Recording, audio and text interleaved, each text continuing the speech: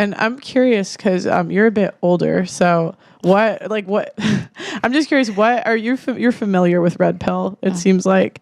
Do you see that older women get past? How do I put it? The guys they rejected earlier will turn them down later. Yes, it happens a lot. It happens because you see the women and they think, oh no. I remember there was a man and he was he didn't look. Young guy, didn't look all that. Nobody was after him. He became a dustbin man, Nobody was after him. And they got older and he got more handsome and then he got a nice car and everything. Everybody's after him. You know why? Because they realised how much dustmen wanted, how much they earned. Mm-hmm. And then when they were after him, he didn't want them. He got some girl, He was a dustman. I think he married like a lawyer or something like that. Okay. Because she saw his worth. And it wasn't how much he earned. He was a good guy with potential. But nobody wanted him at the time. But now all those women now, 3 children, 4 children. Why is a man going to want to take on you with 2, 3, 4 children? Over 35. Why? And what mistakes did you see younger girls make when it comes to dating? And what mistakes maybe did you make and you learned from? I got pregnant on the pill. Oh, wow. So, yeah, first time pregnant Really? on the pill. I was on the pill. And you never missed a day? Never missed a day. I was only on it for about a month. A month. Okay. Yeah, so, and I got 1 child, because I learnt my lesson. But nowadays it's like, it's too easy to go and get rid of a child. It's too easy to go and say, I'm going to get birth control and I'm going to sleep with everyone because I'm not going to get pregnant. It's not going to bother me. But what the young people don't realise, every time they sleep with a man, you're giving away a bit of yourself. So by the time you've reached 35, there's hardly anything left of you because you've given it away to all these people. And they don't realise that men can sleep with women, and it don't mean nothing to them, but women sleep with men and it's emotional. And every time you sleep with a man, you give away a bit of yourself. And that's what the young people don't realise, that they're just giving themselves away bit by bit by bit. Do you think women have gotten better or worse over time? Worse. Why? Because they just think they're all that. They're independent, they've got their own money, they can do what they like, they don't need men. And then when they need the men don't want them. But they do need men. They just don't realise it yet. Why does a woman need a man? That's what I mean. They just don't realise it yet. Because you try surviving on your own without a man. You cannot wake up in the morning and go through your whole day without having to rely on a man for something. Like what? Like everything around us. Whether you go, you get your petrol. Whether you go and you get the bus. Whether you the clothes that you wear in the shop, the designer. You cannot get through life without a man. Men built the world. Like they do all of the hard jobs in society, everything that makes the infrastructure run. Mm-hmm. I'm not saying we don't need men. That's not my view at all. But I just feel like this is like that term left over. I feel like the things you're saying and the over-reliance on men, that's what perpetuates that view, because it makes it seem like a woman literally can't survive without a man.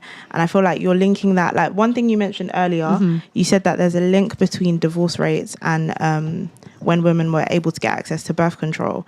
And I feel like in terms of marriage, like when you're equating marriage with that's when a woman's going to have kids and she's going to take some of the man's income in that sense, I feel like I've lost my point now. I forgot what I said to begin with. You say a lot of I feel like. There's a lot of feelings. Do you come from a place of logic or is this all feeling? What do you think is feeling? What do you think is feeling? No, because you say, I feel like. Okay, so I was just wondering if you're saying that. So do you want me to say I know? No, I don't know. Is it all feeling? If you tell me it's feeling, then it's feeling. I don't think it's feeling. This is what I mean. I feel like women have... What do you want me to say? That's just how girls talk. It's how girls talk. Yeah, what do you want me to replace it? Go. So, from what you said about divorce rates and birth control, I feel like that's where women have gained power in terms of they're not burdened financially. So they're free to leave. They're free to leave marriages. And I feel like that's another reason why I said... I feel like our generation is changing. So women we are becoming more independent because it's not the same. Like no offense, but like compared to now and 30 years ago, the amount of women that are educated, and then because they're more educated, they have access to higher paying roles. And more debt though. They have more debt. Okay, but I would say what leaves women in a bad place financially is kids. And because we have access to birth control now, that's what I mean by I feel like we have power. And I wouldn't go to the extreme of saying a woman needs a man, but I wouldn't also go to the extreme of saying a woman can't live without a man. I feel like there's an in-between, but you shouldn't use extremes. I think it's extremely easy to say that. All right, then, if you was young and then you had a child and then you say you didn't need the man, you'd be all right raising a child on your own because you wouldn't need a man. You just got your child. Whereas you might not think that you need a man when you've got a child, but actually you do. But you won't realise that until you see the consequences through your life and through your child's life. Because when women have children, it's all right to say, I'm going to leave the marriage, because you're going to leave the marriage with the child, the house, the car, his money. You don't have to work again. So when you're saying that women have the power from like way back when, because I'm the oldest, so way back when in my day, when I had to go to, when you go to school and they say, what do you want to do when you grow up? And you go and see the officer. 2 things I wanted to be, either a housewife or a lorry driver. And she told me those are the 2 most stupid things she ever heard her come out that room. And all through my life, all I wanted to be was a housewife. And all of my friends thought it was crazy. That was the worst job ever. But some of the most successful couples I know is with the woman at home, because the man brings everything in, but I can see you smiling as a young person. There's nothing wrong being a housewife and having your side hustle.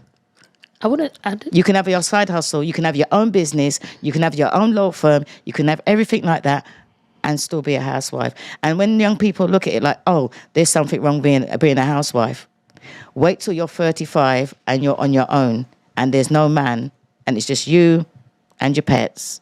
And then you're going to think, I've got my degree, I've travelled, I've done this, I've got my house, I've got my business. Who are you going to travel with? Your old friends, your old female friends.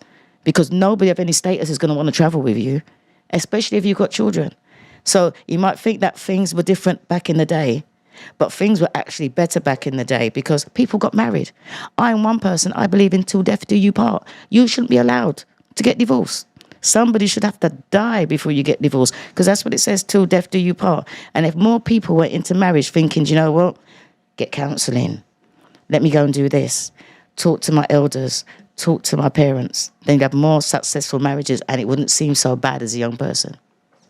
I agree with you. I'm not against marriage. I don't have anything against marriage, but I'm just realistic in terms of the generation we're in. I feel like that's where a lot of the things you're saying, I disagree. And another thing that I feel like you're saying you need a man for is when you have a child, which I understand, because parenting is for 2 people. Mm-hmm. It's not for one person. Regardless of if you're a man or a woman, you need 2 people to parent.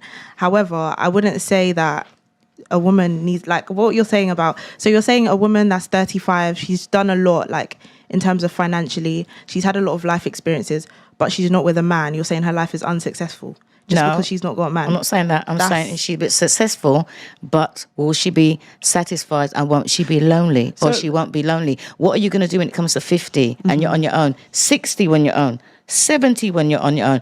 And if you intend to be on your own, like say 35, if you can say, right, you know what, I'm not going to settle down to my 35, start planning your pension. Start planning that when you're old or you're disabled or you can't manage yourself, who's going to look after you? You might as well start planning these things ahead, because a lot of people don't look ahead like that. But if you had a husband and you're married, pensions and all them things. So if you're going to be like enjoying your life now, I had my pension at 18, so I was different. I was one of those early people. But you need to start planning. I have a pension as early. well. That's good. You need to start planning early and think about property and not traveling and things like that. Then I can say, well, if you're going to be on your own, fine, but be happy on your own. But can you be happy on your own at 60, 70, 80? And that's the one thing, just to back what she's saying up, the least happy group of women is women over the age of 45 that are single and childless, that make over $47,000 per year.